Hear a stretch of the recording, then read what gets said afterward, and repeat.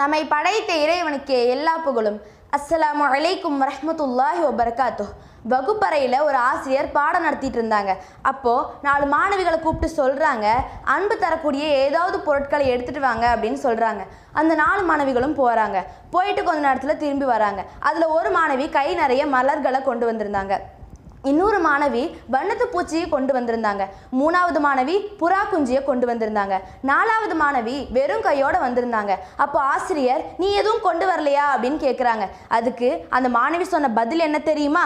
நான் மலர்களை பார்த்தேன், அது அழகாக இருந்தது, செடியிலே இருந்துட்டு போட்டுன்னு விட்டுட்டேன். வண்ணத்து பூச்சியை பார்த்தேன், அதுவும் அழகாக இருந்தது, வானத்தில் சுதந்திரமாக பறக்கட்டும்னு சொல்லி விட்டுட்டேன்.